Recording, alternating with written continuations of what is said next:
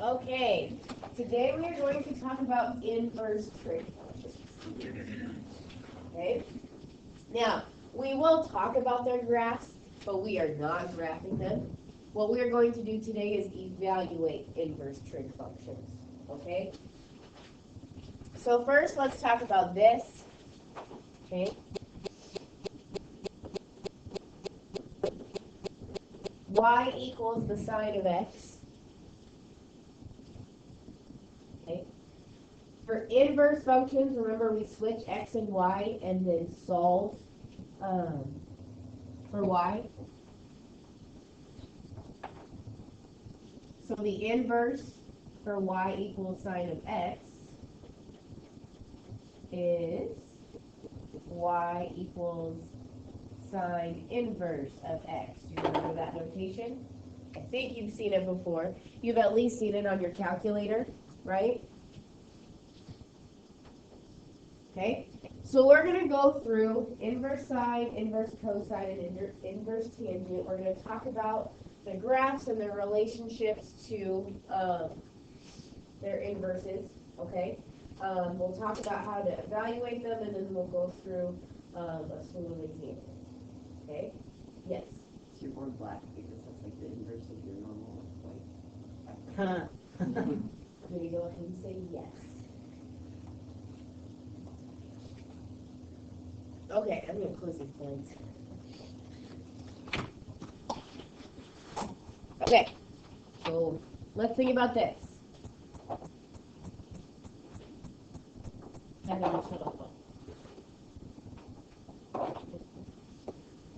Oh, that's it. The sine graph looks like this.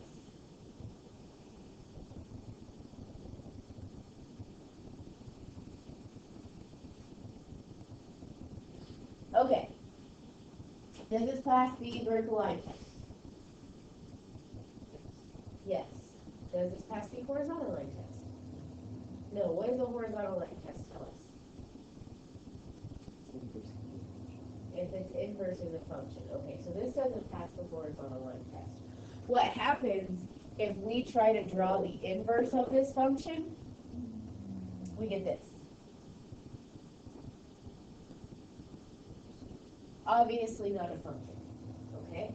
But we need inverse sine in order to be able to do some calculations. So what we can do is we can restrict the domain, we're going to restrict the range of the inverse sine function so that it is a function.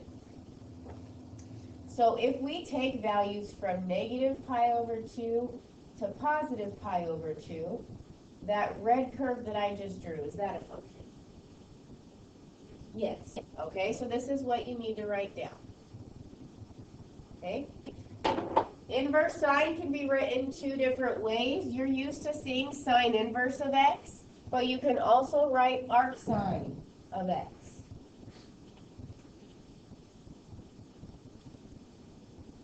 Its domain is negative 1 to 1. Its range is negative pi over 2 to pi over 2. And if I were you, I'd just real informally sketch that curve so you know at least what it looks like.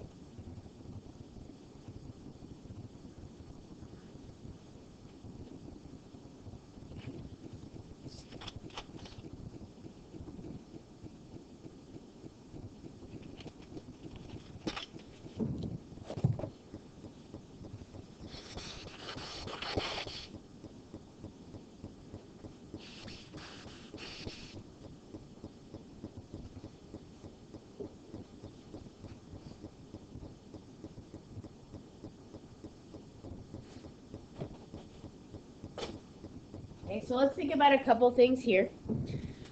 First of all, we know that the range of sine, the range of y equals sine of x is negative 1 to 1. And so that makes sense that our domain of the inverse would be negative 1 to 1. Remember, x's and y's switch, domain and ranges switch for inverse functions. Okay? We have to restrict the range so that we have a function. Okay? So let's talk about what that means as far as the outputs. Okay? So we can only input numbers between -1 and 1 into our inverse sine function. This range means we are only going to get answers between -pi/2 and pi/2. Okay? So, if I ask you for the inverse sine of 1/2, you have to tell me pi/6. You cannot tell me 5pi/6 because 5pi/6 is too big. It's not in the range. Okay? So let's think about our unit circle.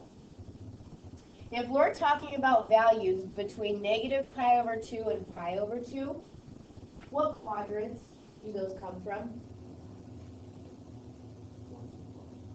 1 and 4. Good. Let's think of the unit circle.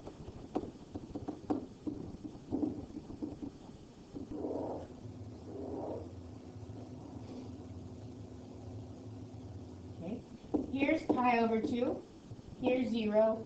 And here is -pi/2. So on the unit circle, we can only have values that come from quadrant 1, or rotating negatively into quadrant 4.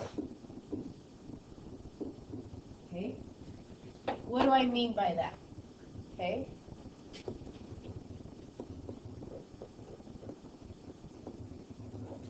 Let's talk about the inverse sine of radical 2/2. Okay? This is basically asking which angle has a sine ratio of radical 2/2. Will, where does that happen?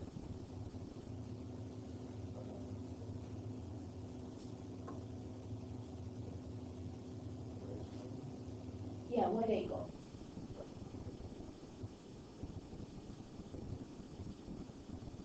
It's the only angle with radical 2/2. Okay. We're going to use radians, so pi/4. Yes.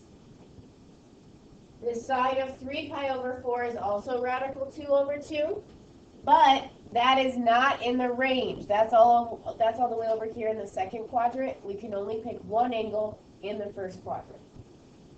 Okay? If I ask for the inverse sine of negative radical 2/2, okay, we know that there are multiple angles that this happens at, but the range for inverse sine is -pi/2 to pi/2. Okay? So since we're talking about negative radical 2/2, we know it's not in the first quadrant. This means we need to rotate to the fourth quadrant and pick the angle -pi/4. Yes, I know that 7pi/4 is in the fourth quadrant. Yes, the sine of 7pi/4 is negative radical 2/2, but we have to stay in the domain and the range, So we have to rotate negatively to -pi/4. Okay, which is actually kind of nice because you have these acute angles in the first quadrant or negative acute angles in the fourth quadrant. It actually makes it almost easier.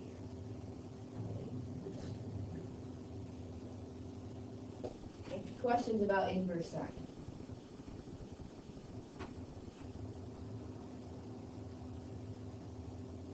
Okay, let's think about cosine then.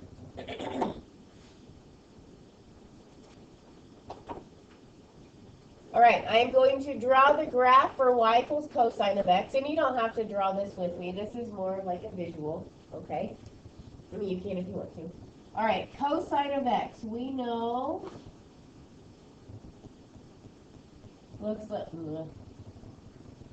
that's not my best graph, but you get the picture, okay? Here's y equals cosine of x, okay? Domain of all real numbers, range -1 to 1. Now, does this pass the horizontal line test?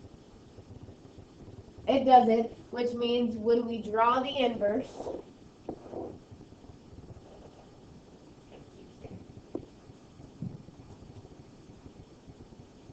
the inverse would look like this. Okay? That's not a function. So what we have to do is we have to restrict the range for the inverse. Now, if I follow what the inverse sign did, and I go from negative pi over 2 to pi over 2, is that going to pass the vertical line test? No. Inverse cosine is going to have a different range. Inverse cosine is actually going to have a range of 0 to pi. So go ahead and write this information down.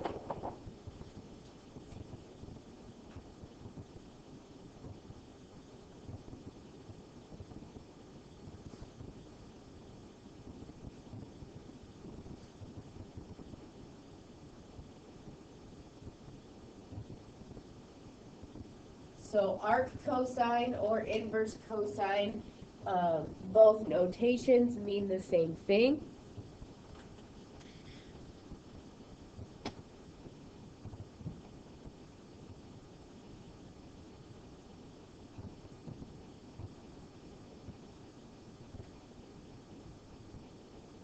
The domain is still negative 1 to 1, but now the range for inverse cosine is 0 to pi. So that's something that you're going to have to keep straight, that there is a difference between those two ranges. So our outputs are going to look a little different for inverse sine as opposed to inverse cosine.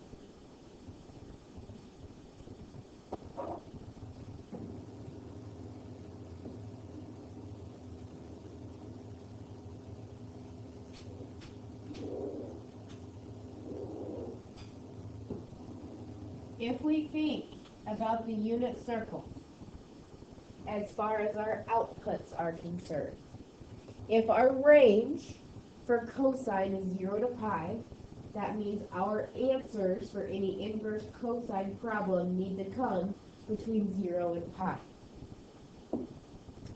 Which means, if we're talking about values from the unit circle, okay, we are going to grab answers from either the first or the second quadrant.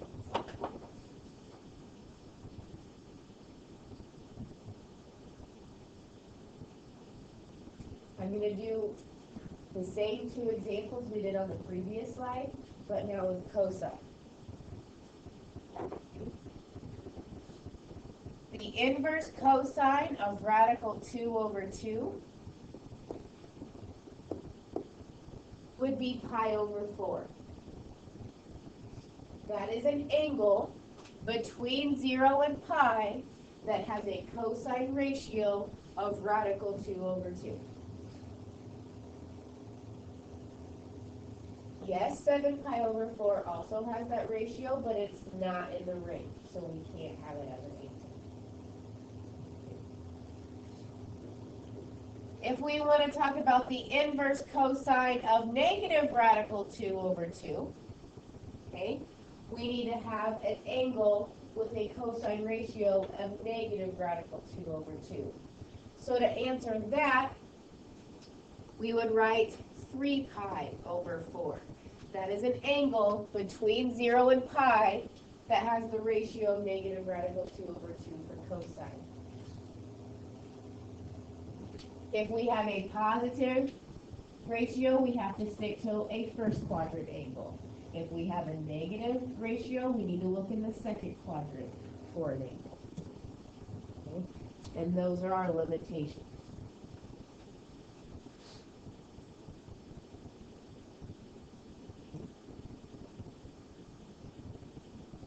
All right, one more.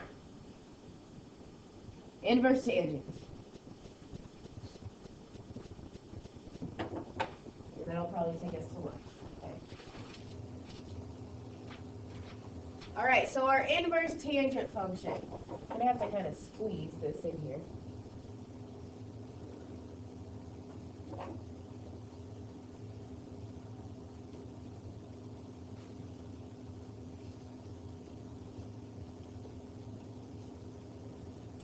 If we talk about y equals tangent of x,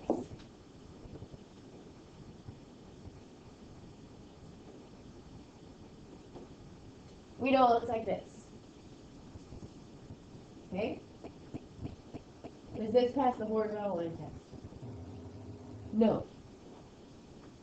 So we have to once again restrict our inverse so that it is a function. So what we can do is we can just take this one that we focused on when we graphed.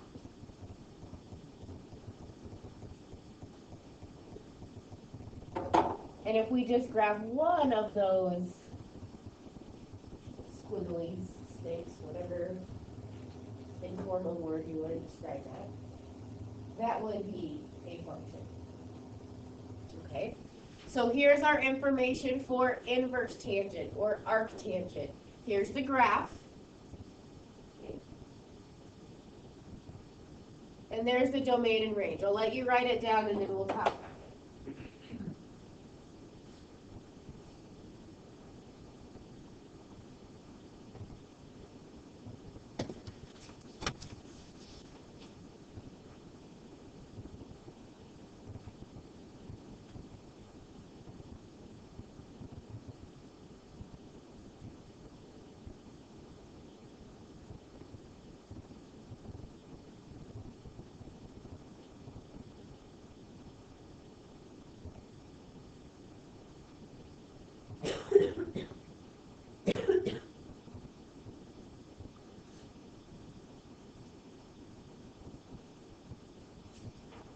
Let me talk about the protein graphing.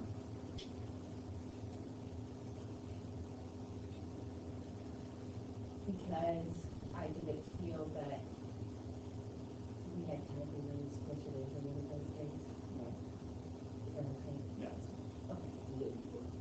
Okay. Tangent is more important than cotangent. If you could graph tangent, we could easily talk about graphing cotangent, but it's one of those things I really wanted you to focus on tangent. Okay. Okay.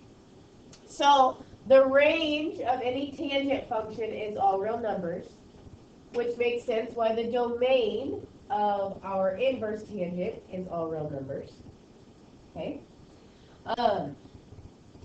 Now, the range of our inverse tangent, we're only going to go, and we only took like two asymptotes, negative pi over 2 and pi over 2. And so that's our range. Notice how we have open parentheses because we don't have values there. We have undefined values there. But do you notice how that domain and range is almost the same as inverse sine? Okay, the only difference is inverse sine includes pi over 2 and negative pi over 2. Inverse tangent does not. Okay, I guess I should say the range, not the domain. I apologize. I'm going to go back. Domains, different. Ranges, very close to the same. Okay? So that means when we talk about values from the unit circle,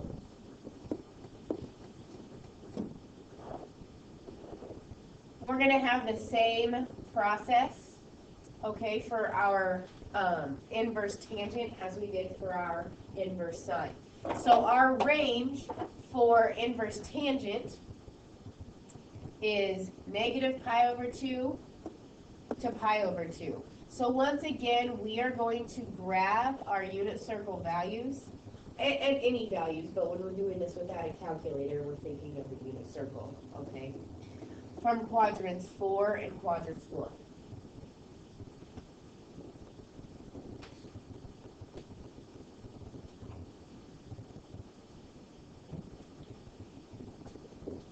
For example, the inverse tangent of 1, we would answer as pi over 4. That is the only angle between negative pi over 2 and pi over 2 that has a tangent ratio of 1. Basically, if it's positive, we're going to focus on the first quadrant. Okay? If we have a negative tangent ratio, then we need to think of rotating negatively into the fourth quadrant. So we would answer that with negative pi over 4. The inverse tangent of negative 1 is negative pi over 4. So inverse tangent and inverse sine, you're going to think of the same, almost the same ranges, okay? I need to grab values from quadrant 1 and negative into quadrant 4. And then you're going to have to keep track that the cosine, the inverse cosine is a little bit different. We have to grab values from the first and the second quadrant to get that range correct. Okay. So what we are going to do when we get back from lunch, okay, I have like 6 examples that we are going to go through of just evaluating. Okay, I'm going to remind you how to use your calculators. And then we're going to go through some examples where we combine a regular trig function and an inverse trig function. And when do they cancel, when do they not? When do they not? Okay. So take a break, go to lunch. We'll see you in 30 minutes.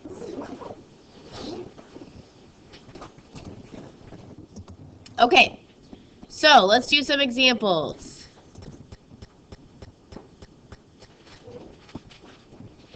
Go ahead and write these two down.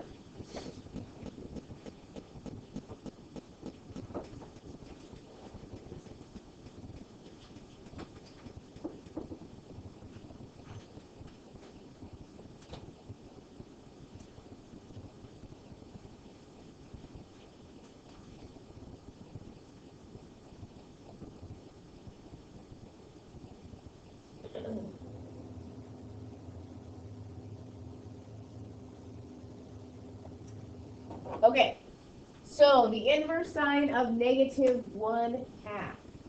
Remember, the range of inverse sine is negative pi over 2 to pi over 2. So we need to think of an angle between negative pi over 2 and pi over 2 where the sine ratio is negative 1/2.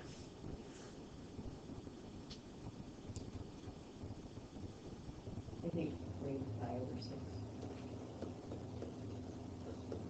Is that correct? Yes, it is. Okay. For sine and tangent inverse functions, you could always take away the negative, think about where that would be, and then consider the negative and just rotate it into the fourth quadrant. Okay. However, with inverse cosine, we have to be a little bit more careful because that range is 0 to pi. So we need an angle between 0 and pi that has a cosine ratio of negative radical 3 over 2. What do you think? Yes. Okay. I wanted to do those two examples together so you can see the difference between inverse sine and inverse cosine.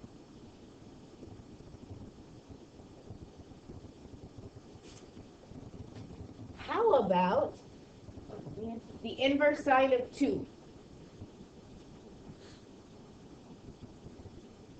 Ryan just gave me a funny look.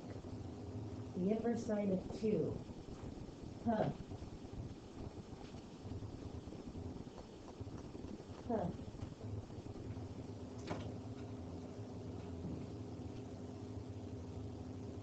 Talk to your pod, is that possible?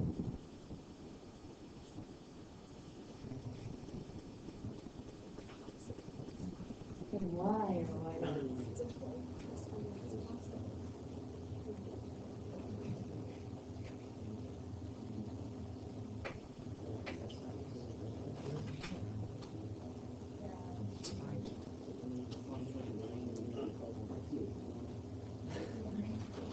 Is it possible? No, it is not possible. Do you know why it's not possible? When you push it in your calculator, it gives you an error. Why? Base the domain. Sine can't be. What's the domain of inverse sine?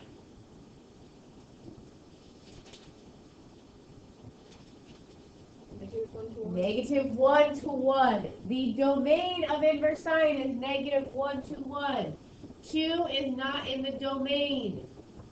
If you have a number bigger than 1 or less than -1 and you try to plug it into inverse sine or inverse cosine, it's not going to work. Okay? You say that's an undefined value. You don't have anything there. It's out of the domain. Your calculator will actually say domain error because that number is not in the domain. Okay? Okay, go and write these two down.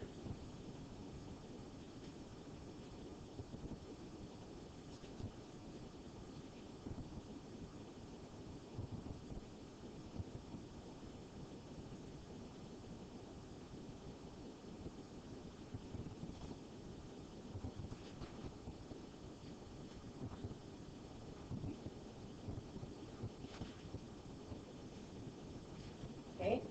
Arc cosine of radical 2 over 2. And what would that be? Pi over 4. The angle with the cosine ratio of radical 2 over 2 is pi over 4. That falls in the range of 0 to pi. Inverse cosine of -1. What's that, Gabe? Is it 2 3 pi over 4. What's the cosine of 3 pi over 4?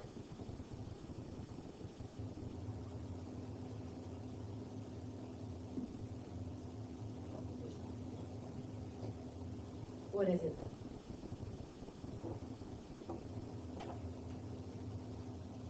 What's the cosine of pi over 4? Would you call them by the blinker? Because I want to see if you can do it. Okay, so let's try again. On the unit circle, x's are our cosine values. Where is the x value -1?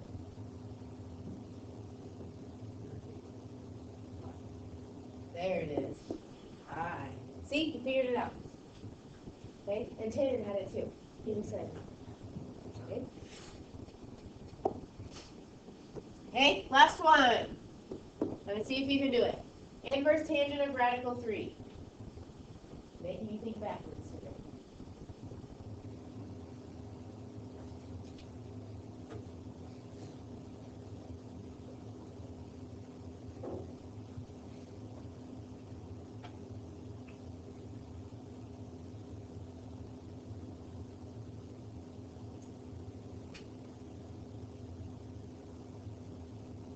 Connor, do you have an idea? You don't? Not even an idea? Not even an idea. What if it was positive radical 3? Would you have an idea? Okay, so since it's negative, where is it at? Okay, that's a good start. Okay, Taylor, do you have anything to add to that?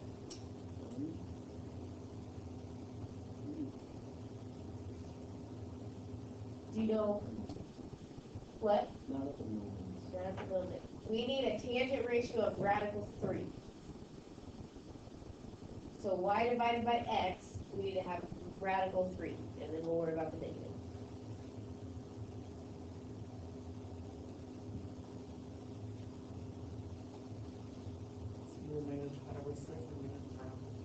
Ooh, negative pi over 6 or negative pi over 3? Which one is it?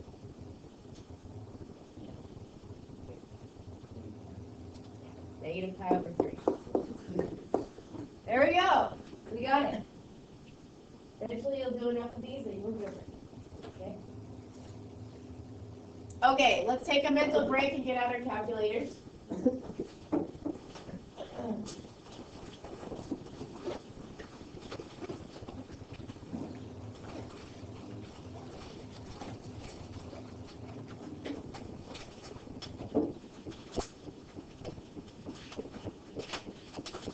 Okay, make sure you are in radian mode.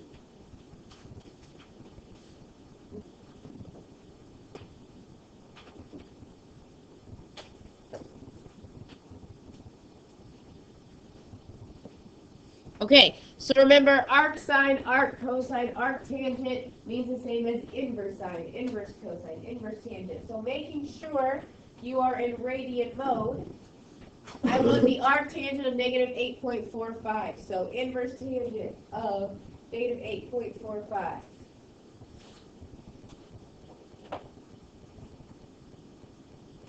What do we get?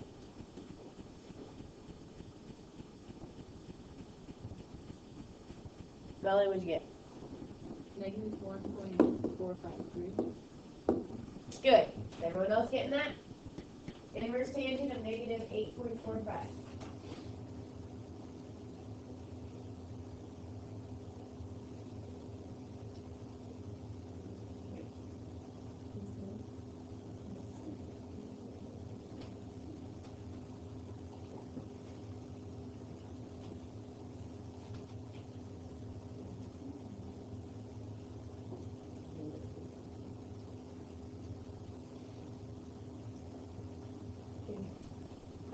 Okay, let's try this one. Inverse sine of 0.2447.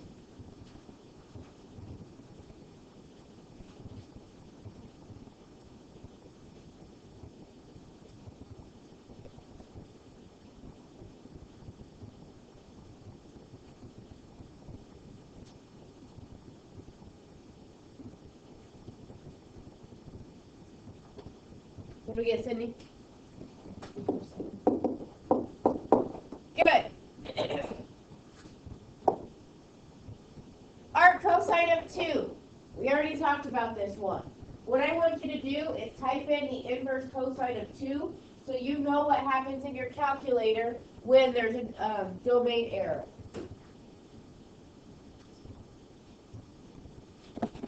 Okay, we can't do this. 2 is outside of the domain. I just want you to see what your calculator will tell you. It literally says domain error, correct? Okay. I just don't want you to be caught off guard if that happens. All right, we're going to talk about some properties of when we can take sine and inverse sine and cancel them out. Okay? So, if x is between negative 1 and 1, and y is between negative pi over 2 and pi over 2. Notice how that's the domain and range of inverse sine. Then sine and inverse sine will undo each other. Either way. Okay? Sine, inverse sine undo each other to be left with x. That's what that is saying. Inverse sine, sine undo each other to be left with y. But that can only happen if the domain and range are correct.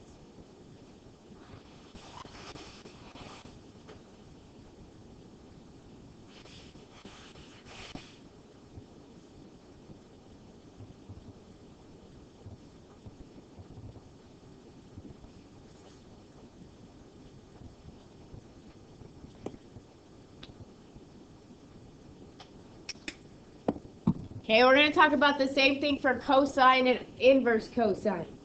But what's going to be different? Okay, our range is going to need to be between 0 and pi. Then inverse cosine and cosine will undo each other. But only in these cases.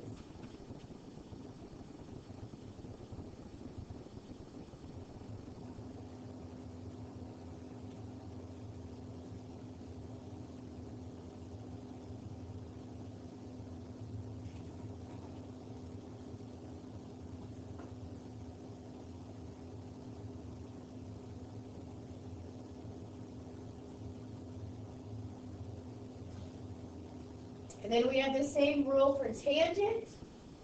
Okay?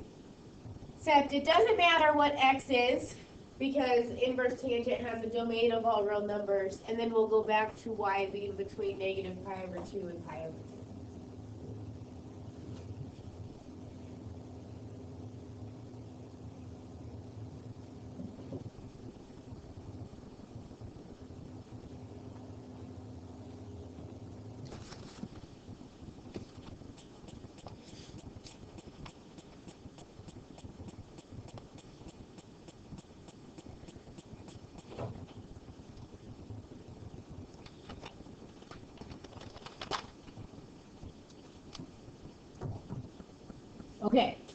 So if these conditions are met, then we can cancel and be left with whatever number's inside. If those conditions are not met, then we have to go one step at a time, and I'll show you what I mean.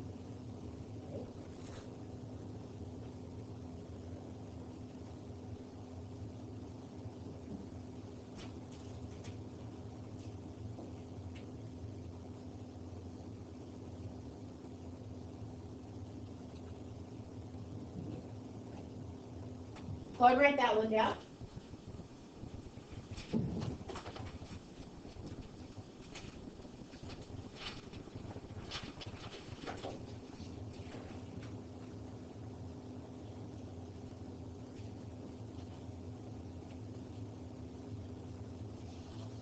Okay, here is a case where we have tangent of arctangent. Now, arctangent has a domain of all real numbers, and tangent has a range of all real numbers.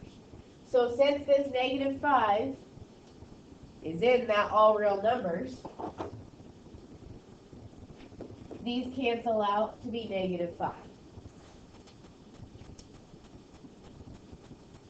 Okay. Now, here's where it gets tricky. Write this down.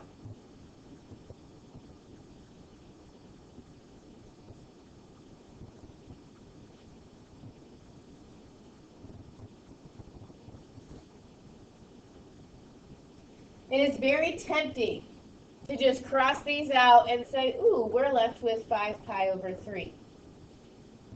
However, our function that's on the outside is arcsine. Can arcsine have an output of 5 pi over 3? It cannot, all right? So we can't do that, okay? Instead, what we have to do is we have to say, okay, we have the arcsine of the sine of 5 pi over 3 is negative radical 3 over 2. And then we can evaluate the arcsine of negative radical 3 over 2 to be negative pi over 3. Taking it one step at a time. Now, if you're nervous, you can always take it one step at a time. Okay? If you're worried you're going to make a mistake, you can always take it one step at a time.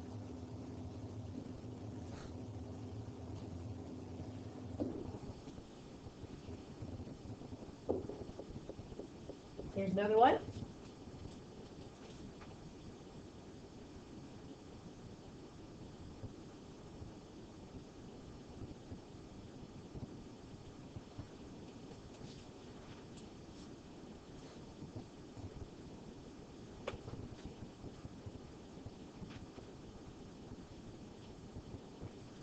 Okay, 3 is inside of inverse cosine.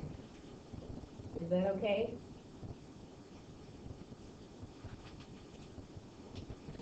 Can we take the inverse cosine of 3?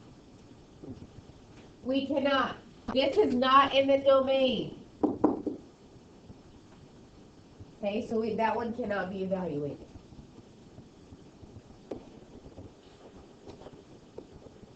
Okay, you're going to see a lot more problems like this in your homework compared to ones like this one that we just talked about.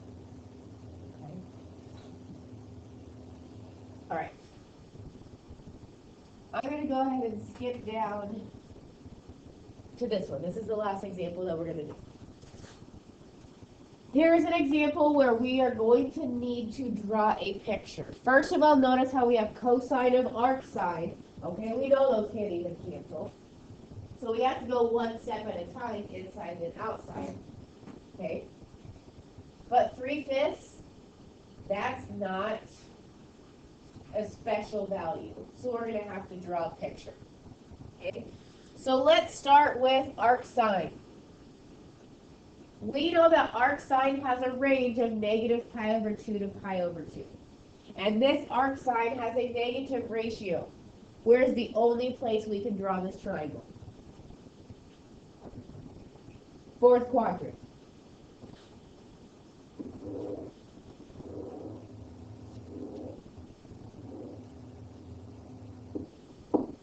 we have inverse sine, we know it's first or fourth quadrant. Since it's a negative ratio, we're going to place it in the fourth quadrant. Okay? Our sine ratio is negative 3/5. So opposite over hypotenuse is negative 3/5. Okay? I'm going to go ahead and put the negative with the 3 since we have, down to draw our triangle. And this is nice. What is our adjacent side? 4. Okay? So now all we have to do is figure out what the cosine ratio is for that angle in the triangle that we drew. Okay? And Marissa, what's the cosine ratio of this triangle?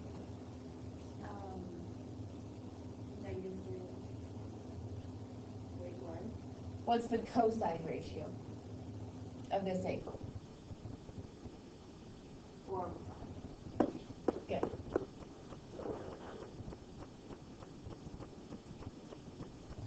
Okay. So the inverse function gave us where to draw the triangle and how to label the triangle. Then we have to evaluate the trig ratio of that.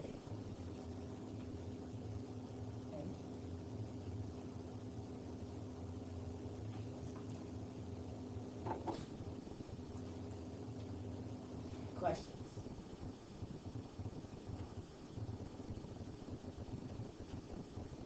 Okay, I'm going to give you one to do then. I know I said that was the last example, but now I'm going to backtrack a little bit. Go ahead and do this one right here.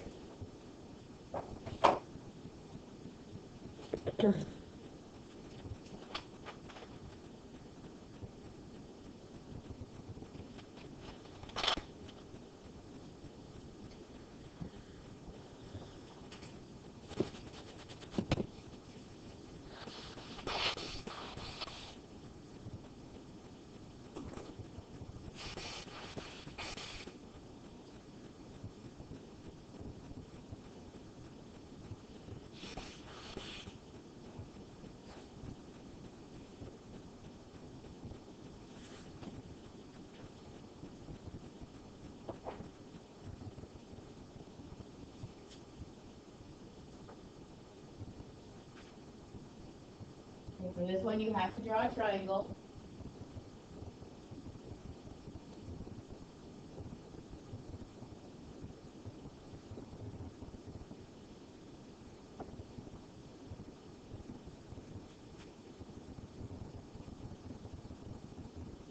Hannah, what quadrant are you drawing your triangle in?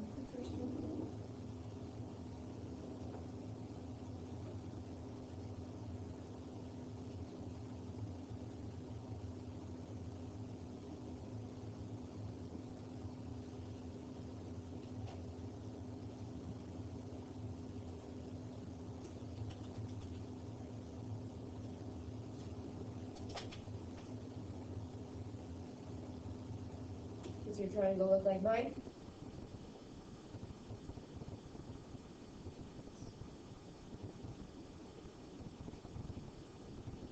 So Gabby, what's our tangent ratio?